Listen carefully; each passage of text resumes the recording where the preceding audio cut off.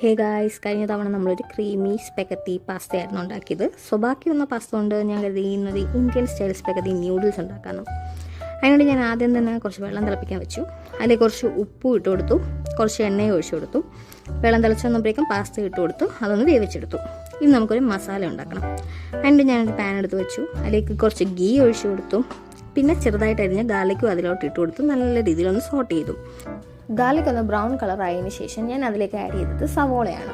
സവോളയുടെ കൂടെ തന്നെ ഞാൻ കുറച്ച് ഉപ്പും കൂടി ആഡ് ചെയ്തിട്ടുണ്ട്. ഉപ്പ് ആഡ് ചെയ്യുന്നത് എന്തിനാന്ന് വെച്ചാൽ സവോള പെട്ടെന്ന് വാടിക്കിട്ടും. ഈ വാടിക്കിട്ടിയ സവോളയിലേക്ക് ഇനി നമ്മൾ ആഡ് ചെയ്യേണ്ടത് ഗ്രീൻ ചില്ലി, ക്യാരറ്റ്, ക്യാപ്സിക്കം. എന്നിട്ട് നല്ല രീതിയിലൊന്ന് സോട്ട് ചെയ്തെടുക്കണം. ഞാനൊരു 65 മിനിറ്റ് ലോ ഫ്ലെയിമിൽ നല്ല രീതിയിലൊന്ന് സോട്ട് ചെയ്തെടുത്തു. അതിനുശേഷം ഞാൻ ഈ വെജിറ്റബിൾസ് ആ പാനിൻ്റെ സൈഡിലേക്കൊന്ന് ഒതുക്കി വെച്ചു. എന്നിട്ട് 2 മുട്ട പൊട്ടിച്ച് ഒഴിച്ചിട്ട് കുറച്ച് ഉപ്പും കൂടി ഇട്ട് ആ എഗ്ഗ് നല്ല രീതിയിലൊന്ന് സ്ക്രാമ്പിൾ ചെയ്തെടുത്തു. എന്നിട്ട് ഈ സൈഡിലേക്ക് ഒതുക്കി വെച്ച വെജിറ്റബിൾസും നമ്മൾ സ്ക്രാമ്പിൾ ചെയ്ത എഗ്ഗും കൂടി ഒന്നും കൂടി മിക്സ് ചെയ്ത് നല്ല രീതിയിലൊന്ന് ഇളക്കി കൊടുത്തു. ഇനി നമുക്ക് കുറച്ച് മസാല പൊടികൾ ആഡ് ചെയ്യണം. അതിനുവേണ്ടി ആദ്യം ടർമറിക് പൗഡർ, പിന്നെ മുളക് പൊടി, പിന്നെ ഗരം മസാല, പിന്നെ പെപ്പർ പൊടി എല്ലാം ഇട്ട് കൊടുത്തു. ഇതും നല്ല രീതിയിലൊന്ന് ഇളക്കി കൊടുക്കുക. ഇളക്കി കൊടുത്തതിന് ശേഷം ഇനി നമുക്ക് ഇതിലേക്ക് ആഡ് ചെയ്യേണ്ടത് സോസാണ്.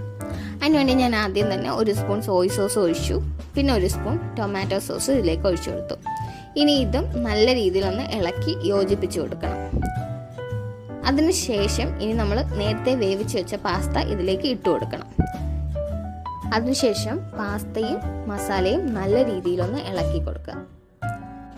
നിങ്ങൾക്ക് ഇന്ത്യൻ സ്റ്റൈൽ പാസ്ത കഴിക്കാൻ ആഗ്രഹമെങ്കിൽ നിങ്ങൾക്കിത് തീർച്ചയായിട്ടും ഉണ്ടാക്കി നോക്കാവുന്നതാണ്.